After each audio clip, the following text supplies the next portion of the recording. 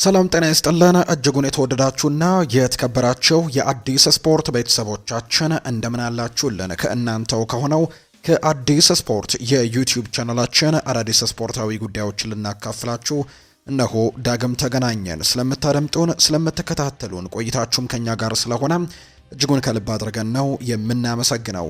የተለያዩ ስፖርታዊ ጉዳዮችን ወደ እናንተ እያደረስን ቆይታን የምናደርግበት የዕለተ ማክሰኞ የማለዳ የስፖርት የመረጃ ሰዓታችን ላይ ትገኛላችሁ። አብራችሁኝ እስከ ፕሮግራማችን ፍጻሜ እንድትቆዩ ነው በአክብሮት የምጋብዘው። በዛሬ ፕሮግራማችን የተለያዩ ርዕሰ ጉዳዮችን እናነሳለን። ከነዚህ መካከል ትላንትና የተደረጉ ጨዋታዎች ያሉ። በእንግሊዝ የኤፍኤ ካፕ መርሃ ግብር ትላንትና ሊቨርፑል ጨዋታውን አድርጓል። ከዛ በተጨማሪ በሳዑዲ ፕሮ ሊግ በጣሊያን ሴሪኤም የተደረጉ ጨዋታዎች ያሉ። እነሱንም መረጃዎች ወደ እናንተ የምናደርስ ነው የሚሆነው። ክለቦችን የተመለከቱ ስፖርታዊ ጉዳዮችን እናነሳለን። በተለይ ደግሞ ትላንትና ምሽት ከሰማናቸው መረጃዎች መካከል ሪያል ማድሪድ አሰልጣኝ ሻቪ አሎንዞን ማሰናበቱን የምናስታውሰው ጉዳይ ነውና እሱንም መረጃ በስፋት ወደ እናንተ እያደረስን ቆይታን የምናደርግ ነው የሚሆነው። እስከ ፕሮግራማችን መጨረሻ አብራችሁኝ ቆዩ። ሀሳብ አስተያየቶቻችሁን ኮሜንት ቦክስ ላይ ልታጋሩን ትችላላችሁ። ይህንን ቪዲዮ ሁላችሁም ላይክ እያደረጋችሁ እኛን እያበረታታችሁ እንድትጀምሩት በአክብሮት ጋብዛለሁ። ለቻናላችን አዲስ ከሆናችሁም ሰብስክራይብ በማድረግ ቤተሰባችን አባል ሁኑ። ከመሸጋገሪያ በኋላ ተመልሰን እንገናኛለን።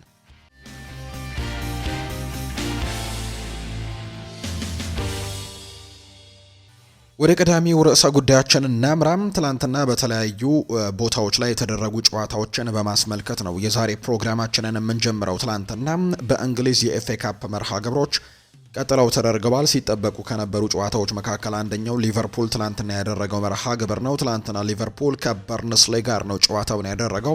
እርግጥ ነው ቀለል ያለ ጨዋታ እንደሆነ ይታወቃል። ነገር ግን ትልልቆቹ ቡድኖች ጭምር ሲወድቁ የነበረበት ውድድር እንደሆነ ተመልክተናል። ለምሳሌ ያክል ክሪስታል ፓላስ በጣም ከረጅም ጊዜያቶች በኋላ መጥፎ የሚባል ሪከርድን ያስመዘገበበት የውድድር ሳምንት እንደሆነ በኤፍኤ ካፑ ተመልክተናል። 6ኛ ዲቪዚየን ላይ የሚገኘው ቡድን አማተር የሆነው ቡድን ክሪስታል ፓላስን እንዳሸነፈው እናስታውሳለን። እናም ትናንትና ሊቨርፑል ግን ከበርንስሌ ጋር ነው ጨዋታውን ያደረገው። ይህንን ጨዋታ ማሸነፍ የቻለበትን አጋጣሚ ነው የተመለከት ነው።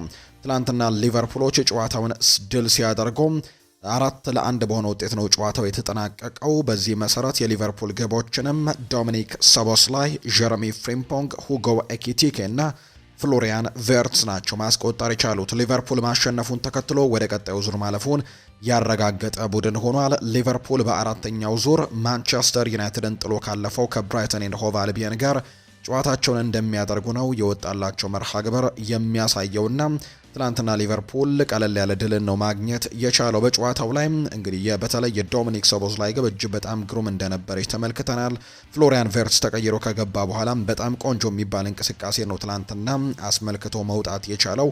በኤፍኤ ካፕ የተደረገው የትናንትናው ብቸኛ መርሃ ግብር ይሄኛው ጨዋታ ነበር። በቋሚ አስተላለፍ ውስጥ አሰልጣኝ አርነ ስሎት በርከት ያሉ ተጠባባቂ ተጫዋቾችን ሜዳ ላይ አስገብተው ተመልክተናል። በቋሚነት በግብ ጠባቂነት የተሰለፈው ጆርጅ ማማርዳሽቪሊ ነው። በተከላካይ ስፍራ ላይ ጀረሚ ፍሪምፖንግ እንዲሁ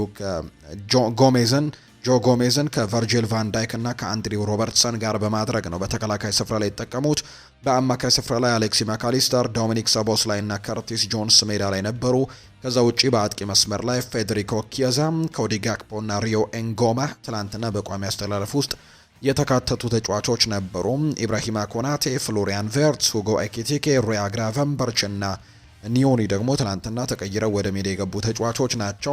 ሶቦስ ላይ ትላንትና ጎል አስቆጥሯል በጨዋታው ላይ።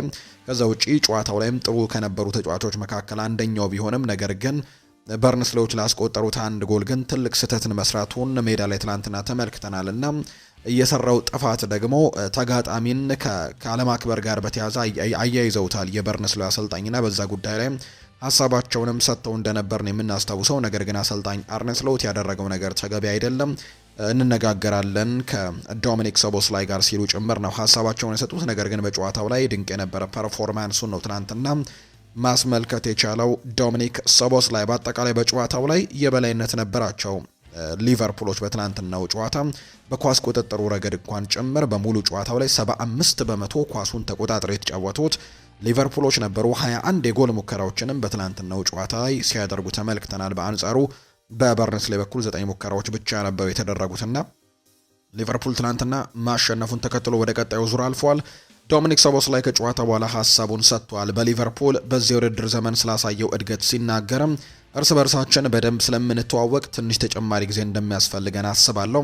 ከበጋው ወቅት ጀምሮ ብዙ እንደተሻሻልንም አስባለሁ። ሁሉም አዳዲስ ተጫዋቾችም በጥሩ ሁኔታ እየተላመዱ እንደሆነ ማውቃለሁ። በፍሎሪያን ቨርትስና በሁጎ ኤኪቲኬ እንዲሁም በሁሉም ተጫዋቾችም በጣም ደስተኛ ነኝ ሲልም ጭምር ነው ዶሚኒክ ሶቦስላይ ሀሳቡን የሰጠው። ሊቨርፑል ትላንትና ማለፉን እንግዲህ መረጋገጡን ተከትሎ የኤፍኤ ካፕ ቀጣይ ተጋጣሚዎችም ድልድል ይፋ ተደርጓል።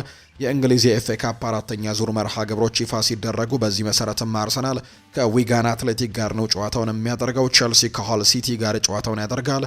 እንዲሁም ማንቸስተር ሲቲ ደግሞ ከሳልፎርድ ሲቲ ጋር ነው ጨዋታውን የሚያደርገው። አስቶን ቪላ ከኒውካስል ዩናይትድ፣ ከዛ ውጪ ሊቨርፑል ከብራይተን ኤንድ ሆቭ አልቢየን ጋር በአራተኛው ዙር የኤፍኤ ካፕ መርሃ ግብር ጨዋታቸውን እንደሚያደርጉ ነው የወጣላቸው መርሃ ግብር የሚያሳየው።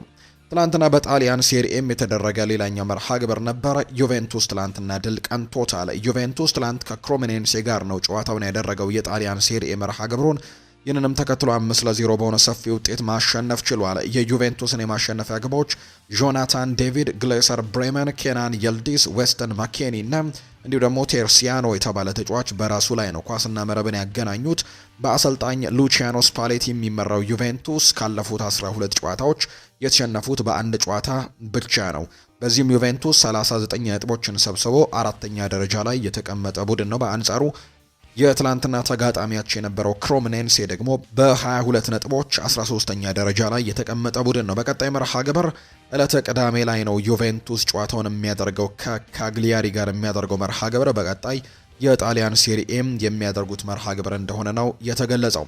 ሌላኛው የተደረገውና በጉጉት ሲጠበቅ የነበረው ጨዋታ የሪያድ ደርቢ ጨዋታ ትላንትና ምሽትም ተደርጓል። የሳዑዲ ፕሮ ሊግ ተጠባቂ መርሃ ግብሮች እንደቀጠሉ ነው። ትላንትና በ14ኛው ሳምንት ደግሞ ጨዋታዎች ተደርገዋል። በዚህም አልሂላል እና እንዲሁ አልናስር በጣም ተጠባቂ የሚባለውን ጨዋታ ያደረጉበት መርሃ ግብር ነበር። አልናስሮች በዚህ ውድድር ዓመት በተለይ በሳዑዲ ፕሮ ሊግ አጀማመራቸው እጅግ ድንቅ ነበር። ሪከርዶችን ጭምር መስበር ችለዋል። የመጀመሪያዎቹን 10 ጨዋታዎች አንድም ሳይሸነፉ አንድም ጨዋታቻ ሳይወጡ አንድም ነጥብ ሳይጥሉ ሙሉ 10ሩንም ጨዋታዎች በማሸነፍ 30 ነጥቦችን መሰብሰብ የቻሉበትን አጋጣሚ ተመልክተን ነበር። ነገር ግን ባለፉት ጨዋታዎች ላይ ግን ውጤት እየራቃቸው እንደነበር ተመልክተናል። አንድ ጨዋታም በአቻ ውጤት ሲያጠናቀቁ ሌሎቹን ተከታታይ ጨዋታዎች ግን በሽንፈትን የደመደሙትና ትላንትናም በአልሂላል ሽንፈት ገጥሟቸዋል። አልሂላል መሪነቱን በደንብ ያጠናከረበትን ውጤት ነው ትላንትና ማስመዝገብ የቻለው።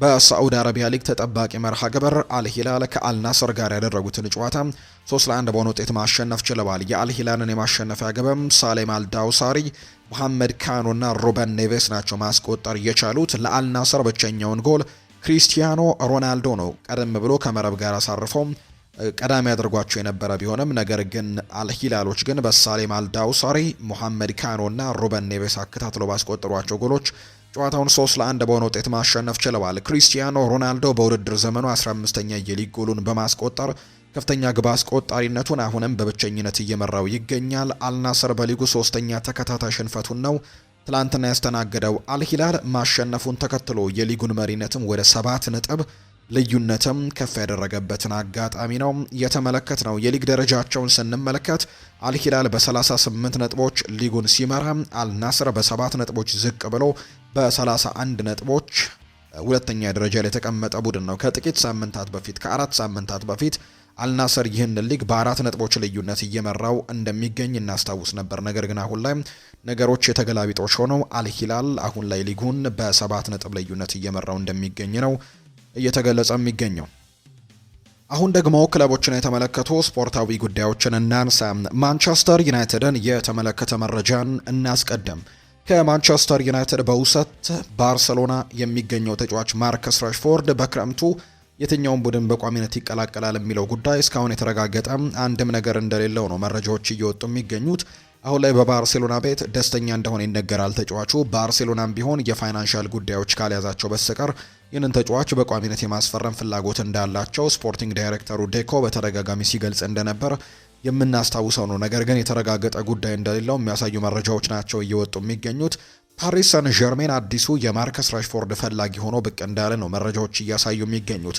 ምናልባት ባርሴሎና ይህንን ተጫዋች በቋሚነት ማስፈረም የማይፈልጉ ከሆነና ወደ ክለቡ መመለስ የሚፈልጉ ከሆነ ቀጣዩ መዳረሻው ምናልባት ማርከስ ራሽፎርድ ወደ ፈረንሳዩ ክለብ ፓሪስ ሳን ዠርሜን ሊሆን የሚችልበት እድል እንዳለ ማርካ የተባለው የመረጃ ምንጭ እየገለጸ ይገኛል። ፓሪስ ሳን ዠርሜኖች ማርከስ ራሽፎርድን ከባርሴሎና የተሻለ 50 ሚሊዮን ዩሮ በማቅረብ ማስፈረም ይፈልጋሉ ተብሎ እንደሚጠበቅ ነው መረጃዎች የወጡት።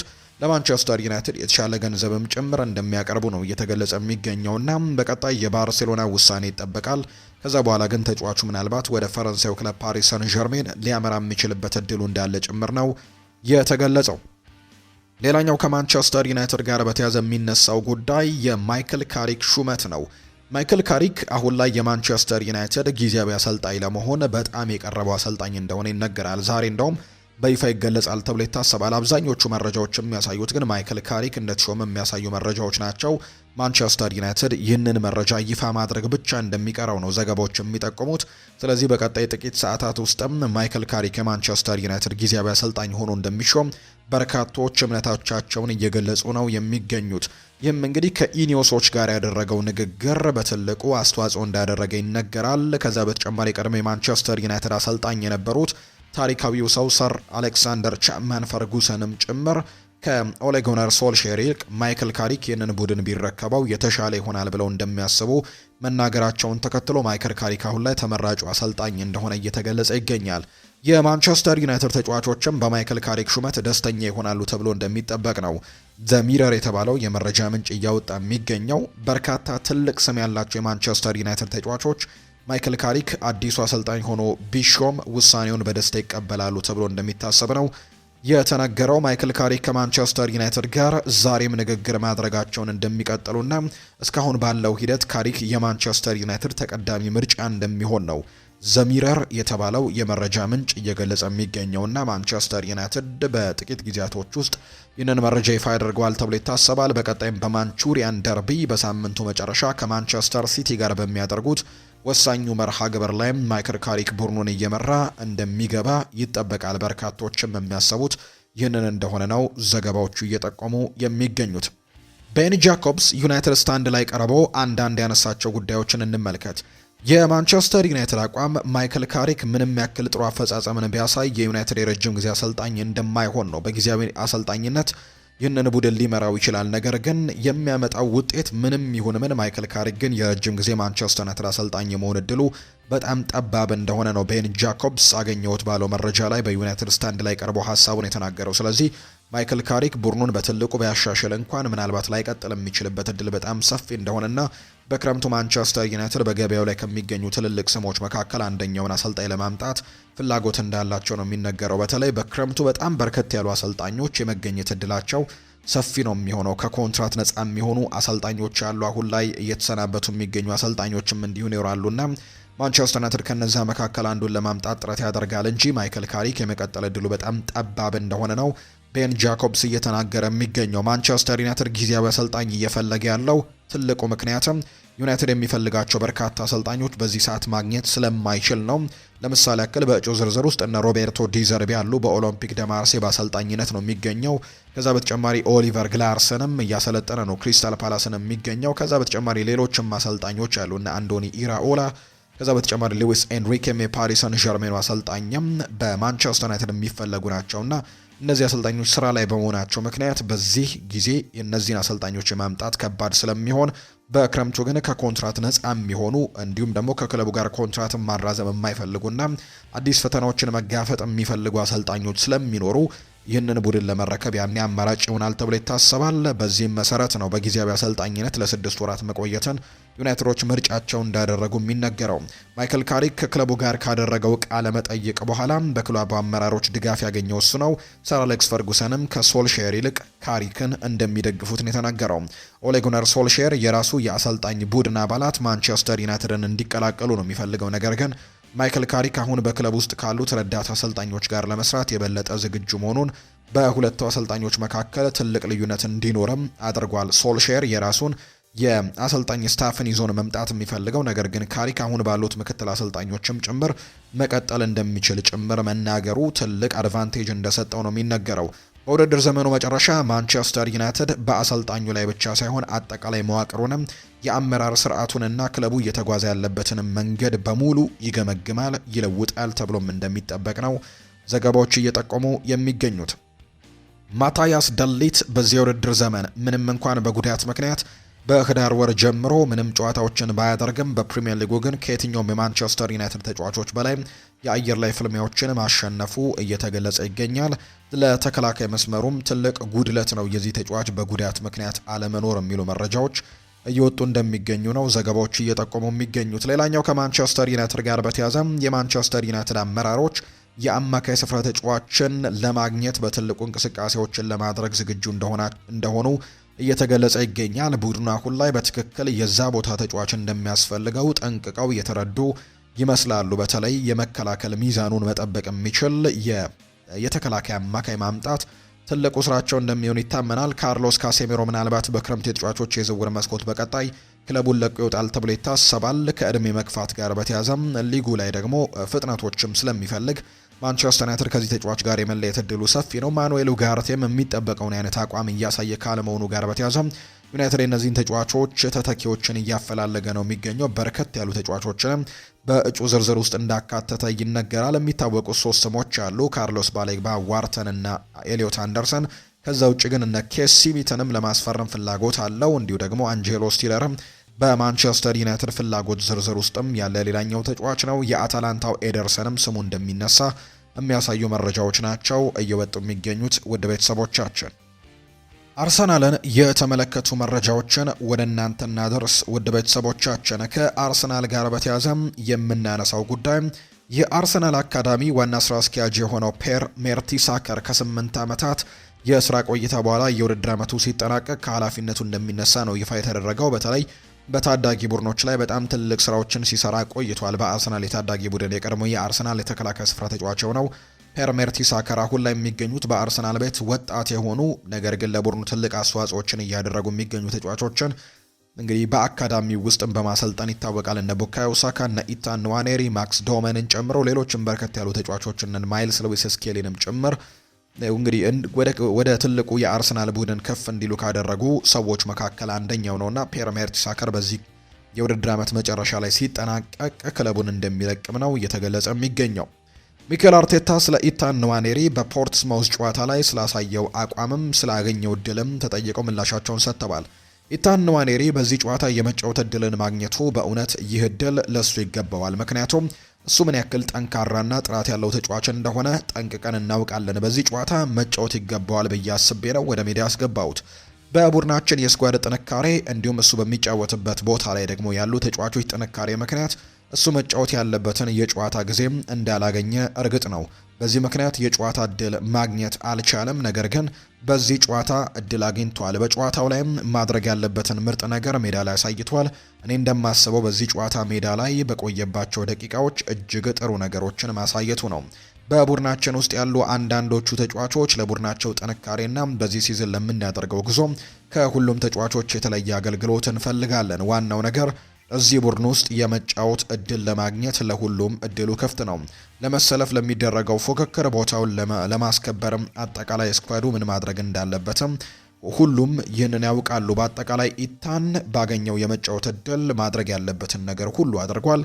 ቡድናችን አሸንፎ ወደ ቀጣዩ ዙር እንዲያልፍም አይነተኛ ሚናን መጫወት ችሏል ሲልም ጭምር ነው የተናገረው።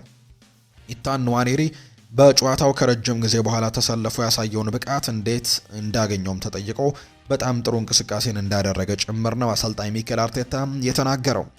ሚኬል ሜሪኖ ስፔናዊው የአርሰናል ተጫዋች የሆነው ስለ ካይ ሃቨርትስ መመለስ አንዳንድ ጉዳዮችን አጋርቷል። በጣም ጥሩ ነው፣ ተደስተናል። ከከባድ ጉዳት በኋላ በመመለሱም ሁላችንም ናፍቀነው ነበር። ከኛ ጋር መኖሩ ለሁሉም ሰው እጅግ በጣም ጠቃሚ ነገር ነው። ምክንያቱም በስልጠና ሜዳ ውስጥም ያለው ድባብን ያሻሽለዋል። ትልቅ ድጋፍ ስለሚሰጠንና በእያንዳንዱ የስልጠና ክፍለ ጊዜ ላይም ከኛ ጋር በጥንካሬ ስለሚሰራ ነው። እውነት እሱ በሜዳ ላይ መገኘቱ ጠቃሚና አሰልጣኞች ተጨማሪ ማጥቃት ኃይልም ይሆናቸዋል። ለሱ በጣም ደስተኞች ነን ሲልም ጭምር ነው ሚኬል ሜሪኖ ስለ ካይ ሃቨርትስ የሚናገረው። ሚኬል ሜሪኖ ዋንጫዎችን ስለማሸነፍ ይናገራል። እንደ ህልም ይሰማኛል። ጉዞ ደግሞ አሁንም ረጅም ነው። አሁንም በሚቀጥሉት ጨዋታዎች ላይ እናተኩራለን። ነገር ግን እነዚያን ግቦች በአእምሯችን መያዝ ይኖርብናል። ዋንጫ የማሸነፍ ፍላጎት አለን። የዋንጫ ማሸነፍ ስሜት ካጣጣመን ለረጅም ጊዜ ቆይቷል። አንዳንድ ጊዜ ጥቃቅን ስህተቶች፣ የደቂቃዎች ትኩረት ማጣትና አንዳንድ ጉዳዮች እንግዲህ ዋንጫ ከማሸነፍ የሚከለክሉ ነገሮች ናቸው። ነገር ግን ፍላጎቱ እዚያ ላይ ያለ እና በእያንዳንዱ የስልጠና ክፍለ ጊዜ ላይም ዝግጅታችንን ማየት ይቻላል። እስከ አመቱ መጨረሻ ድረስ በጥንካሬ መታገል የሚኖርብናል ሲልም ጭምር ነው ሚኬል ሜሪኖ የሚናገረውና ዋንጫ ለማሸነፍ በጣም ጠንክረን መስራት ይኖርብናል፣ ምንም አይነት ጥቃቅን ስህተቶችን መስራት አይጠበቅብንም ሲልም ጭምር ነው ሚኬል ሜሪኖ ሀሳቡን እየሰጠ የሚገኘው። አርሰናል ከቼልሲ ጋር ጨዋታ እንደሚያደርግ ይታወቃል። በጣም ተጠባቂ የሚባል መርሃ ግብር ነው የሚኖራቸው በዚህ ሳምንት የካራባው ካፕ ጨዋታ ማለት ነው። ሊያም ሮስኒየር አዲሱ የቼልሲ አሰልጣኝ ከአርሰናል ጋር ለሚያደርጉት ጨዋታ ስለ ቡድናቸው የተጫዋቾች የአካል ብቃት አንዳንድ ጉዳዮችን አንስተዋል። ሞይስ ካይሴዶ በቅጣት ምክንያት አይኖርም። ከባለፈው የኤፍኤ ካፕ ጨዋታ በኋላ ምንም አይነት አዲስ ጉዳት የለም። በነ ኮል ፓልመር፣ ማሎ ጉስቶ እና ሪስ ጄምስ ሁኔታ የሚወሰነው በምናሳየው ልምምድ ላይ በምንመለከተው ቀጣይ ልምምድ ላይ ይሆናል ሲልም ጭምር ነው የተናገረው ሊያም ሮስኒየር። በዚሁ የቼልሲ ጉዳዮችን እንመልከት ውድ ቤተሰቦቻችን። ሊያም ሮስኒየር የተለያዩ ጉዳዮችን ያነሳው ከአርሰናሉ ጨዋታ ጋር አያይዞም በተነሳለት ጥያቄዎች መሰረት ማለት ነው። ማን ሴት ፒስ ኤፍሲ ብሎ እንደጠራቸው እኔ አላውቅም ብለዋል ሊያም ሮስኒየር ሲናገር። የለንደኑ ክለብ ቼልሲ ዋና አሰልጣኝ ሊያም ሮስኒየር ለቀጣይ ተጋጣሚያቸው አርሰናል ክብር አለኝ ሲልም ጭምር ነው የተናገረው። አሰልጣኙ ጨዋታዎችን ለማሸነፍ በቂ የቡድን ስብስብና የጨዋታ መንገድ እንዳላቸው ነው የሚናገሩት። የተጋጣሚያቸውን አርሰናል የጨዋታ መንገድ መመልከታቸውን የገለጹት አሰልጣኙ የቆመ ኳስን ጨምሮ ሁሉም የጨዋታ መንገዳቸውን ተመልክተናል ነው ያለው። አርሰናል በሁሉም ነገር ጥሩ ናቸው፣ ለአርሰናል ግን ክብር አለኝ።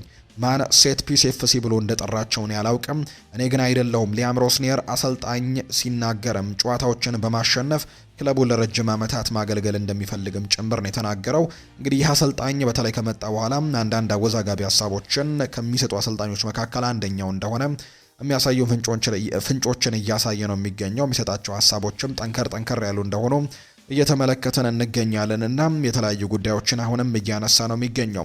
ሊያም ሮስኒየር ስለ ካራባው ካፕ ግማሽ ፍጻሜ ጨዋታና በሙያው እስካሁን ያጋጠመው ትልቁ ፈተና ስለመሆኑ ተጠይቆ ነበር። ሰዎች በዚያ መንገድ ሊመለከቱት ይችላሉ፣ እኔ ግን እንደዚያ ብዬ አልመለከተውም። የምኖረው በወቅታዊ ሁኔታ ውስጥ ነው። ቀጣዩ ጨዋታ በመሆኑ ደግሞ ለእኔ በጣም አስፈላጊው ጨዋታ እርሱ ነው። ይህንን የምለው በቁም ነገር ነው። እኛ እንደ ቴክኒክ ቡድን በምንሰራበት ሂደትም ደስተኛ ነኝ። ተጫዋቾቹም አሰራሩን እየተቀበሉት ነው። እኔ የምመለከተው በዚህ መንገድ ነው ሲልም ጭምር ነው የተናገረው። ሊያም ሮስኒየር አርቴታ በአርሰናል ጊዜ ስለተሰጠው ሲናገርም ለ6 ዓመታትና ከዚያ በላይ እዚህ መቆየት ደስ ይላል፣ ነገር ግን ይህ እንዲሆን ማሸነፍ እንዳለብኝ ያውቃለሁ። እያንዳንዱ ክለብ የተለያየ ፕሮጀክት አለው።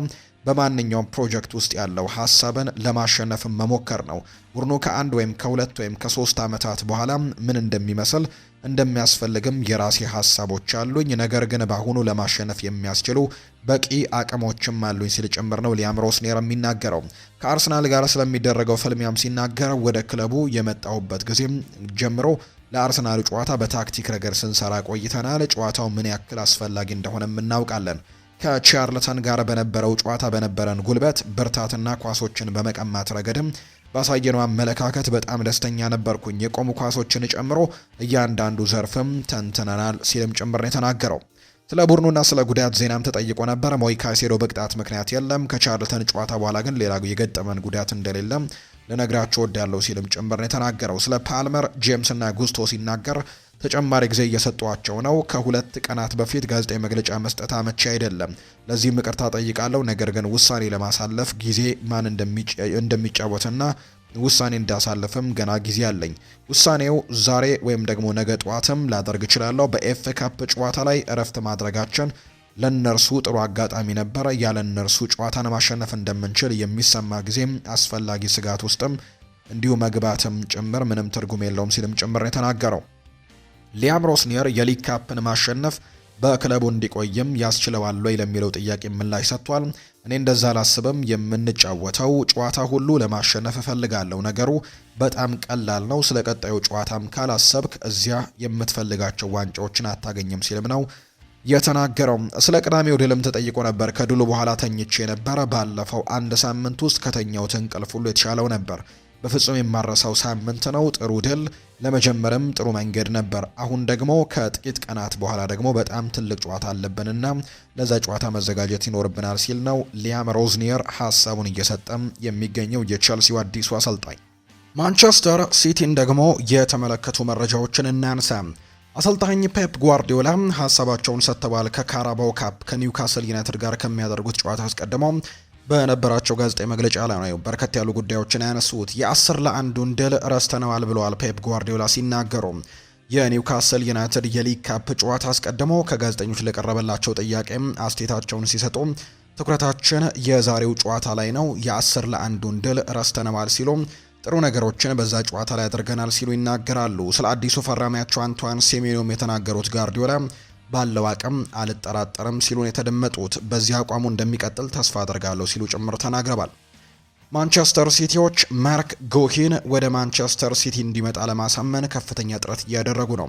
ክለቡ ከክሪስታል ፓላስ የሚመጣለትን ማንኛውንም የገንዘብ ጥያቄ ለመክፈልም ዝግጁ እንደሆነ ጭምር ይነገራል። ሰሞኑን እንደወጡት መረጃዎች ከሆነ ማርክ ጎሂም ለዝውውሩ የትኛውን ክለብ መቀላቀል እንደሚፈልግ እስካሁን ግልጽ ባያደርግም፣ ነገር ግን ማንቸስተር ሲቲዎች በተለይ በተከላካይ መስመር ላይ በገጠማቸው የተከላካዮች እጥረት ምክንያት ግን በርከት ያሉ ተጫዋቾችን ለማስፈረም ጥያቄዎችን ለማቅረብም ዝግጁ እንደሆኑ ነው እየተገለጸ የሚገኘው። ከነዚህ መካከል ዋነኛው ተጫዋች ደግሞ ማርክ ጎሂ እንደሆነ ይገለጻል።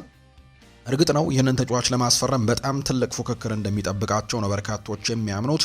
ምክንያቱም ይህ ተጫዋች በሊቨርፑል በባየር ሚኒክ ጨምሮ በሌሎችም የአውሮፓ ታላላቅ ክለቦች የሚፈለግ ነውና እንዲሁ ደግሞ ከኮንትራት ነፃ ይሆናል ከ6 ወራት በኋላ።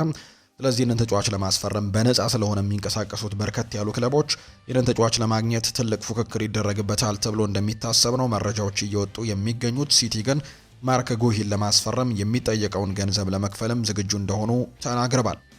ፔፕ ጓርዲዮላ ይናገራል። ሴሜኒዮ ያለምንም ጥርጥር በጣም ጥሩ ተጫዋች ነው፣ እሱ በጣም ታታሪና ትሁትም ሰው ነው ጭምር ሲል ነው ፔፕ ጓርዲዮላ የተናገረው። የኤፍኤ ካፕ ጨዋታዎች በአዳዲስና ለአካዳሚ ተጫዋቾች ራሳቸውን በደንብ እንዲያሳዩ በጣም ጥሩ እድል ፈጥሮላቸዋል ሲል ፔፕ ጓርዲዮላ ይናገራል። እኔ ዋንጫዎችን ስለማሸነፍ አልጨነቅም፣ ይልቁንም ለራሳችንና ለደጋፊዎች እንዴት ጥሩ ብቃት ማሳየት እንዳለብንና በተሻለ ሁኔታ እንዴት መጫወት እንዳለብን ነው የምጨነቀው ሲል ፔፕ ጓርዲዮላ ይናገራል። ይህንን ስናደርግ ዋንጫዎችን ማሸነፍ እንደምንችልም ጠንቅቄ ያውቃለሁ ሲል ነው ጓርዲዮላ የሚናገረው። ሪያን አይት ኑሪ ከአፍሪካ ዋንጫ ተመልሷል። ነገር ግን የመጀመሪያ በረራ ስላልመለጠው እስካሁን ድረስ ማንቸስተር አልደረሰም። ስለዚህም ሲመጣ የሚሆነውን እንመለከታለን ብሏል። የአልጄሪያ ብሔራዊ ቡድን በናይጄሪያ ተሸንፎ ከአፍሪካ ዋንጫ ውጪ መሆኑን ተከትሎ የአልጄሪያው ተጫዋች የሆነው አይት ኑሪ የማንቸስተር ሲቲ ተጫዋች ነውና ቡድኑን እስካሁን አልተቀላቀለም። ነገር ግን ከአፍሪካ ዋንጫ ውጪ መሆናቸውን ተከትሎ በቅርቡ ቡድኑን ይቀላቀላል የሚል አይነት ሀሳብ እንዳለው ጭምር ነው ጓርዲዮላ የተናገረውና ይህ ተጫዋች በቡድኑ ውስጥም በቀጣዮቹ ጨዋታዎች የዛሬው ጨዋታ ያልፈውና በቀጣዮቹ ጨዋታዎች የመኖር እድል እንዳለው ነው የተናገረው አሰልጣኝ ፔፕ ጓርዲዮላ። ኤዲ ሃው በሜዳህም ሆነ ከሜዳ ውጪ ለአንተ በጣም አስቸጋሪው ተጋጣሚህ እንደሆነ ይታወቃልና እሱን ለመቅጠም ተዘጋጅተሃል የሚል ጥያቄ ቀርቦለት ነበር። ፔፕ ጓርዲዮላ አዎ ያለምንም ጥርጥር ሲል ነው ምላሹን የሰጠው። እንቅልፍ አልወሰደኝም ትላንትና ምሽት፣ ምክንያቱም እሱን ለማሸነፍ ምን ማድረግ እንዳለብኝ ሳስብ ነው ያደርኩት ሲልም ነው አሰልጣኝ ፔፕ ጓርዲዮላ የተናገረው። ባለፉት ጥቂት የእርስ በርስ ግንኙነቶቻቸው ላይ የኤዲ ሃው ኒውካስል ዩናይትድ ማንቸስተር ሲቲ ላይ የተወሰኑ የበላይነቶች እንዳሉት ተመልክተናልና በዚህ መሰረት ነው ይሄኛው ጥያቄ የቀረበለት። አሁን ላይ ግን እንቅልፍ አልወሰደኝም፣ እሱን የማሸነፊያ ቀመሮችን እያሰብኩኝ ነበር ሲልም ጭምር ነው የተናገረው ፔፕ ጓርዲዮላ። ተጫዋቾቹ ለኒውካስል ጨዋታ ዝግጁ ናቸው ወይ ተብሎም ተጠይቆ ነበር። ከልምምድ በኋላ እንመለከታለን። ቀለል ያለ ጉዳት ያለባቸው ተጫዋቾች ያሉን፣ እናም ከልምምድ በኋላ ምን እንደሚሰማቸው እንመለከታለን። ከዛም ውሳኔ እንሰጣለን። ተጫዋቾቹ እንደገና ጉዳት እንዲደርስባቸውና አደጋ ላይ እንዲወድቁ ግን አልፈልግም ሲልም ጭምር ነው ፔፕ ጓርዲዮላ የተናገረው። 10-1 ድል በተመለከተም ሲናገር ይሄ ተጋጣሚያችንን የምናከብርበት አንደኛው መንገድ ነው። በተጨማሪም በጨዋታው ላይ በጣም ጥሩ እንቅስቃሴዎችን አድርገናል። ነገር ግን አሁን ላይ ረስተነዋል። ሙሉ ትኩረታችንን በኒውካስል ዩናይትዱ ጨዋታ ላይ ነው ሲልም ጭምር ነው የተናገረው። ከማንቸስተር ሲቲ ጋር በተያያዘ የመጨረሻ የምናነሳው ጉዳይ ቴሪ ዳንኤል ኦንሪ የተናገረው ጉዳይ ነው። ቴሪ ዳንኤል ኦንሪ ከሁለት የማንቸስተር ሲቲ ተጫዋቾች ጋር አያይዞ ነው ሀሳቡን ያሰጠው። እነዚህ ሁለት ተጫዋቾች ደግሞ ጀረሚ ዶኩ እና ሪያን ሸርኪ እንደሆኑ ጭምር ነው የተናገረው። እነዚህ ሁለት ተጫዋቾች ለማንቸስተር ሲቲ በጣም ጥሩ አቋሞችን የሚያሳዩ ተጫዋቾች እንደሆኑ አውቃለሁ ሲልም ጭምር ይናገራል። ጀረሚ ዶኩ እና ሪያን ሸርኪ ኳሱን በተቀበሉ ቁጥር ሁሌም ቀጥተኛ ናቸው። አውቃለሁ ፔፕ ጓርዲዮላ እንደዚህ አይነት ተጫዋቾችን ብዙም አያደንቅም፣ ነገር ግን ሙሉ ነፃነቱን ቢሰጣቸው ሁለቱም ተጫዋቾች አንዴ እንኳን ወደ ኋላ ተመልሰው ፓስ ማድረግ የሚፈልጉ አይመስለኝም። ሁሌም ኳስ እንደያዙ ወደፊት መግፋትን ነው ፍላጎታቸው። ይሄ ነገር ደግሞ በጣም ቀጥተኛ ያደርጋቸዋል ሲልም ጭምር የተናገረው። ፔፕ ጓርዲዮላ ግን እንደዚህ አይነት ነጻነቶችን የሚሰጣቸው አይመስለኝም ሲልም ጭምር ነው ቴሪ ዳንኤል ኦንሪ ሀሳቡን እየሰጠም የሚገኘው። ማንቸስተር ሲቲ ዛሬ ጨዋታውን እንደሚያደርግ ነው የሚታወቀው ከኒውካስል ዩናይትድ ጋር የሚደረግ መርሃ ግብር ነው እና ይህ ጨዋታ በጣም በትልቅ ጉጉት ይጠበቃል። የካራባው ካፕ የመጨረሻዎቹ 4 ቡድኖች ላይ እንደደረሱ ይታወቃል። ቸልሲ ከአርሰናል ጋር፣ ከዛ ውጭ ደግሞ ማንቸስተር ሲቲ ከኒውካስል ዩናይትድ ጋር የሚያደርጓቸው መርሃ ግብሮች ዛሬ በትልቁ የሚጠበቁ። በእርግጥ የአርሰናልና የቸልሲ ጨዋታ ነገ ምሽት እንደሚደረግ ነው የሚታወቀው። ዛሬ ግን ማንቸስተር ሲቲ እና ኒውካስል ዩናይትድ ልክ ምሽት 5 ሰዓት ሲል መርሃ ግብራቸውን ያደርጋሉ። ይህ ጨዋታ የመጀመሪያው መርሃ ግብር የደርሶ መልስ ጨዋታ እንደሆነ ይታወቃል። በሴንት ጄምስስ ፓርክ ነው የዛሬው ጨዋታ የሚደረገው። የዛሬውን ጨዋታ ለማሸነፍም ማንቸስተር ሲቲ የተሻለ ግምት እንደተሰጠው ነው የሚገለጸው። በማንቸስተር ሲቲ በኩል ኦስካር ቦብ የሃምስትሪንግ ጉዳት እንዳለበት ይነገራል። ሩበን ዲያስ እና ሄስኮ ግቫርዲዮል በጉዳት ምክንያት ይህንን ቡድን ማገልገል አይችሉም። ሄስኮ ግቫርዲዮል በዚህ ውድድር ዓመት ምናልባት የመመልከት እድላችን ጠባብ ነው፣ ካልሆነ ወደ መጨረሻዎቹ ሳምንታት ካልሆነ በስተቀር ሩበን ዲያስ ደግሞ በ6 ሳምንታት ውስጥ ሊመለስ እንደሚችል የሚያሳዩ መረጃዎች ያሉ። ማቴዮ ኮቫቺችም ጆን ስቶንስም በጉዳት ምክንያት የዛሬውን ጨዋታ ማድረግ አይችሉም በማንቸስተር ሲቲ በኩል። በአንጻሩ ሪያን አይትኑሪ በእረፍት ምክንያት ከአፍሪካ ዋንጫው ውጪ ናቸው። ዛሬው ጨዋታ ላይ ግን ያልፈዋል ተብሎ ነው የሚታሰበው። ሌላኛው ሳቪኒሆ ደግሞ በህመም ምክንያት የዛሬው ጨዋታ ላይ የመኖር እድሉ ጠባብ እንደሆነ የሚያሳዩ መረጃዎች አሉ። ነገር ግን የመሰለፍ እድል ሊኖረው ይችላል የሚሉ መረጃዎችም እየወጡ ነው። በኒውካስል ዩናይትድ በኩል ደግሞ ዳን በርን በቸስት ጉዳት ምክንያት በዛሬው ጨዋታ ላይ የለም። ከዛ በተጨማሪ ሊቨርማንቶም በጉዳት ምክንያት አይኖርም። ኦሱላ እንዲሁ ፋቢያን ሼርም በጉዳት ምክንያት በዛሬው ጨዋታ ላይ አይሰለፉም። ምናልባት የዛሬው ጨዋታ ሊያመልጣቸው ይችላል ወይም ደግሞ ሊሰለፉ ይችላሉ ተብሎ የሚጠበቁ ደግሞ 2 ተጫዋቾች ያሉ ያልተወሰነባቸው አንቶኒ ኤላንጋ እና ጃኮብ መርፊ እንደሆኑ መረጃዎቹ ያሳያሉ። እነዚህ 2 ተጫዋቾች የመሰለፍ እድላቸው እንግዲህ ያልተረጋገጡ ተጫዋቾች እንደሆኑ ነው የተገለጸው። ያለፉትን 3 የእርስ በርስ ግንኙነቶቻቸውን ከተመለከተን ኒውካስል ዩናይትድ በእነዚህ ጨዋታዎች ላይ ጥሩ ነገሮችን ማስመልከት ችሏል። ለምሳሌ የመጨረሻው ጨዋታቸውን ማሸነፍ የቻለው ኒውካስል ዩናይትድ ነው። 2-1 በሆነ ውጤት ማሸነፍ ችሎ ነበር። ከዛ ውጭ ግን ሲቲ 4-0 ያሸነፈበት አለ። እንዲሁ ደግሞ አቻ ያጠናቀቁበት መርሃ ግብርም አለ። እነዚህ 3ቱ ጨዋታዎች ናቸው ያለፉት የእርስ በርስ ግንኙነቶቻቸው።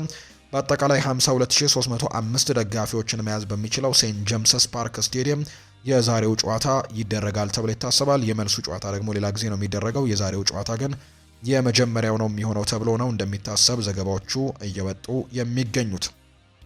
ሪያል ማድሪድን የተመለከቱ መረጃዎችን ደግሞ እናንሳ። ሪያል ማድሪድ ከአሰልጣኙ ጋር ተለያይቷል። የላሊጋው ክለብ ሪያል ማድሪድ ከአሰልጣኝ ሻቪ አሎንዞ ጋር ለመለየት መወሰኑን በይፋ አስታውቋል። ስፔናዊው አሰልጣኝ ሻቪ አሎንዞ ከትላንትናው የኤል ክላሲኮ ሽንፈት በኋላ ቆይታቸው ጥያቄ ውስጥ ገብቶ እንደነበር ተገልጿል። በእርግጥ በዚህ የውድድር ዓመት በርከት ያሉ ጊዜያቶች አሰልጣኝ ሻቪ አሎንዞ ከሪያል ማድሪድ ሊሰናበቱ ይችላሉ የሚሉ አይነት ሀሳቦች በደንብ ሲነሱ እንደነበር እናስታውሳለን። አንደኛ ከተጫዋቾች ማኔጅመንት ጋር በተያያዘ በርከት ያሉ ተጫዋቾች በአሰልጣኝ ሻቪ አሎንዞ ላይ ቅሬታ እንደነበራቸው እናስታውሳለን እና በዛ ምክንያት ምናልባት ይሰናበታሉ የሚሉ መረጃዎች ከወጡ ሰንበትበት ብለዋል። በተለይ ግን የኤል ክላሲኮ ሽንፈት ላይ ግን መሸነፋቸው በዋንጫው ጨዋታ ላይ ደግሞ ይበልጥ እንዲሸነፉ ደግሞ ትልቁን አስተዋጽኦ እንዳደረገላቸው ጭምር ነው እየተገለጸ የሚገኘው። ሎስ ብላንኮቹ ከአሰልጣኙ ጋር በጋራ ስምምነት መለየታቸውን ነው በይፋ ያስታወቁት። አሰልጣኝ ሻቪ አሎንዞ ከ6 ወራት ኃላፊነት በኋላ ነው ክለቡን ለቆም የወጣው። በባየር ሌቨርኩዘን በጣም ድንቅ የሚባል ጊዜን አሳልፎ ነበር። በተለይ የራሱን ፍልስፍናን በመጠቀም ረገድ በጣም ጥሩ የሚባል ቡድንን ሰርቶ ነበር። የባየር ሚኒክንም የረጅም ጊዜያቶች የማሸነፍ ሪከርድንም ጭምር የገታ፣ ከዛ በተጨማሪ ዓመቱን ሙሉ በጀርመን ቡንደስሊጋ ሳይሸነፍም ዋንጫውን ያሳካ ቡድን እንደነበር የሻቪ አሎንዞ ባየር ሌቨርኩዘን እና ያ ቡድን በጣም ድንቅ ቡድን እንደነበር እናስታውሳለን። ያንን ከተመለከተ በኋላ ነበር 2 የቀድሞ ክለቦቹ ይህንን አሰልጣኝ ለማምጣት ፍላጎት የነበራቸው፣ ሊቨርፑል፣ ከዛ ውጭ ደግሞ ሪያል ማድሪድ ማለት ነው። እንዲሁ ባየር ሚኒክም ፍላጎት እንደነበረው ይገለጻል። ነገር ግን ወደ ሪያል ማድሪድ መምጣትን ምርጫውን ያደርገው በሪያል ማድሪድ ግን ስኬታማ ጊዜን ማሳለፍ አልቻለም። ከተጫዋቾች ጋር የነበረው አለመግባባት፣ በተለይ ከቪኒሲዮስ ጁኒየር ጋር የነበረው አለመግባባት፣ ከዛ ውጭ ደግሞ ከሌሎችም ተጫዋቾች ጋር ጥያቄዎች መነሳት ለሻቪ አሎንዞ ለመልቀቅ ሌሎቹ ምክንያቶች ሊሆኑ እንደሚችሉ በርካቶች ያምናሉ። በአሰልጣኝ ሻቪ አሎንዞና በተጫዋቾቹ መካከል የነበረው ውጥረት ባለፉት ሳምንታት ይበልጥ ተባብሶ እንደነበር ነው መረጃዎች የሚያሳዩት። የቡድኑ በርካታ ተጫዋቾች በአሰልጣኝ ሻቪ አሎንዞ አጨዋወትና የቡድን መሪነት ደስተኛ አልነበሩም። በአሰልጣኙና በክለቡ አንዳንድ ተጫዋቾች መካከልም ችግር መፈጠር የጀመረው ከክለቦች የዓለም ዋንጫ ጀምሮ መሆኑ ይነገራል። አሰልጣኝ ሻቪ አሎንዞ አሁን ላይ ሪያል ማድሪድን ለመልቀቅ በራሳቸው መወሰናቸው ነው የሚነገረው። አሰልጣኙ ውሳኔውን ለክለቡም ሆነ ለራሳቸው ትክክለኛ ነው የሚል እምነት እንዳላቸው ነው የተሰማው። ሻቪ አሎንዞ ተጫዋቾቹ አጨዋወቱን ተቀብለው ይላመዳሉ የሚል እምነት ስለሌላቸው ስራቸውን ለመልቀቅ እንደመረጡ ነው የሚገለጸው። በሌላ በኩል ሪያል ማድሪድ አዲሱን አሰልጣኝ አልቫሮ አርቤሎዋን ነው በኃላፊነት ይሾማል ተብሎ የተነገረው። ምክንያቱም ይህ አሰልጣኝ በታችኛው ቡድን ውስጥም በጣም ጥሩ ነገሮችን ሲያደርግ የነበረ አሰልጣኝ ነውና ይህንን ኃላፊነት ይረከባል ተብሏል። በምን መልኩ ለኃላፊነት እንደመረጣቸው እስካሁን ድረስ አልተገለጸም። የቀድሞ የክለቡ ተከላካይ አልቫሮ አርቤሎዋ የመጀመሪያ ልምምዳቸውንም ዛሬ ጠዋት ያሰራሉ ተብሎ ይጠበቃል። ከልምምድ በኋላ አሰልጣኙ ከጋዜጠኞች ጋርም የመጀመሪያ ቆይታቸውን ያደርጋሉ ተብሎ እንደሚታሰብ ነው ፋብሪዚዮ ሮማኖም ዘ አትሌቲክም መረጃውን እያጋሩ የሚገኙት። አልቫሮ አርቤሎዋ ሪያል ማድሪድን በጊዜያዊነት ተረክበዋል። ከአሰልጣኝ ሻቪ አሎንዞ ጋር የተለያየው ሪያል ማድሪድ አዲሱን አሰልጣኝ መሾሙን በይፋ አረጋግጧል። ሪያል ማድሪድ የወጣት ቡድን አሰልጣኝ ነው አልቫሮ አርቤሎዋን የዋናው ቡድን አሰልጣኝ አድርጎ መሾሙን ያስታወቀው። አሰልጣኝ አልቫሮ አርቤሎዋ በ2025 ሐምሌ ወር ወደ ሪያል ማድሪድ ወጣት ቡድን ሲያሰለጥኑ ነበር። አሰልጣኙ ከ2020 ጀምሮ ነው የአሰልጣኝነት ህይወታቸውን በሪያል ማድሪድ አካዳሚ ላይ እንዳሳለፉ መረጃዎች የሚያሳዩት። አሰልጣኝ አልቫሮ አርቤሎዋ የሪያል ማድሪድ የመጀመሪያ ጨዋታቸውንም ነገ ቡድኑ ከአልባሴቴ ጋር በሚያደርገው የኮፓ ዴል ሬይ ጨዋታ ላይ እንደሚያደርጉ መርሃ ግብሮች እንደወጣላቸው ነው ዘገባዎቹ የሚያሳዩት። በሪያል ማድሪድ ውስጥ ያሉ አንዳንድ ከፍተኛ አመራሮች ቡድኑ ከባርሴሎና ጋር የመጀመሪያው አጋማሽ ላይ ባደረገው ጨዋታ ግራ ተጋብተዋል ወይም ያሳየው እንቅስቃሴ ግራ ጋብቷቸዋል። ማድሪድ ከ1 ቢሊዮን ዩሮ በላይ ዋጋ ያለው ስብስብ ይዞ ወደ ሄታፍ የሚጠጋ አጨዋወትን የተጫወተው ብለው እንደሚሰማቸው ነው ዘ አትሌቲክ የተባለው የመረጃ ምንጭ እየተናገረ የሚገኘውና በጣም ደካማ የሚባል አቋምን እንዳሳዩ ነው የሪያል ማድሪድ ባለስልጣናት የሚያምኑት። ባለፉት ሳምንታት በተጫዋቾችና በሻቪ አሎንዞ መካከልም ከፍተኛ ውጥረቶች ነበሩ። ተጫዋቾች በአጨዋወቱና በቡድኑም የሚጠራጠሩበት ጊዜ ከፍ እንዳለና ቡድኑን በሚቆጣጠርበት መንገድም ደስተኛ እንዳልነበሩ ነው ማሪዮ ኮርቴግና ሀሳቡን እየሰጠ የሚገኘው። በአሰልጣኝ ሻቪ አሎንዞና በአንዳንድ የክለቡ ተጫዋቾች መካከል የነበረው ጉዳይ ነው እንግዲህ እንደዚህ እንዲሆን ያደረገው። ለምሳሌ ያክል የቪኒሲዮስ ጁኒየር ጉዳይ፣ የኮንትራት ጉዳይ የቆመበት ምክንያት ተጫዋቹ የሻቪን የወደፊት ሁኔታ መመልከት ስለሚፈልግ ነው። ሻቪ ምናልባት በክለቡ ቢቆይ ኖሮ ቪኒሲዮስ ጁኒየር ኮንትራቱን የማራዘም እድሉ በጣም ጠባብ እንደሚሆን የሚያሳዩ መረጃዎች ናቸው ሲወጡ የነበረው። ከሻቪ አሎንዞ ጋር የመቀጠል ምንም አይነት ፍላጎት የለውም ሲባልም እንደነበር ጭምር ነው የተነገረው። ከአሰልጣኝ ሻቪ አሎንዞ ጋርም ተደጋጋሚ ጊዜ ግጭቶቹ ሲገባ ጭምር የምናስታውስበት ጉዳይ እንደነበር የምናስታውሰው ጉዳይ ነው። የቡድኑ ተጫዋቾች ለሁለት እንደተከፈሉ ጭምር በርካቶች ያምናሉ። ሻቪን የሚደግፉ የተወሰኑ ተጫዋቾች እንዳሉ ይነገራል።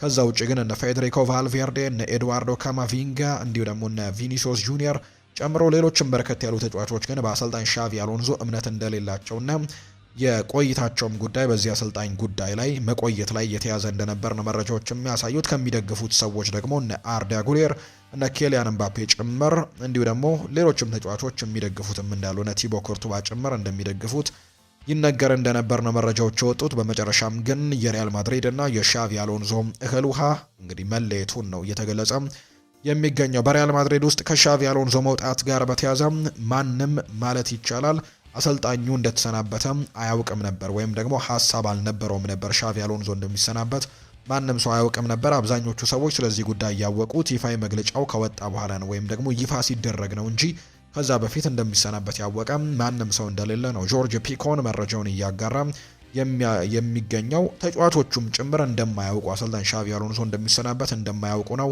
የተነገረው። አርዳ ጉሌር የስንብት መልእክቱን አጋርቶለታል። ሚስተር ሻቪ አሎንዞ ከመጀመሪያው ቀን ጀምሮ በእኔ ላይ ስለነበረ እምነት በጣም አመሰግናለሁ። ያንተ እያንዳንዱ ውይይት፣ እያንዳንዱ ዝርዝር ጉዳይ፣ እያንዳንዱ የጨዋታ ፍላጎት እኔን የተሻለ ተጫዋች እንደሆነ አድርጎኛል። በጉዞ ላይ ላደረክልኝ ነገር ሁሉ ከልቤ አመስጋኝ ነኝ።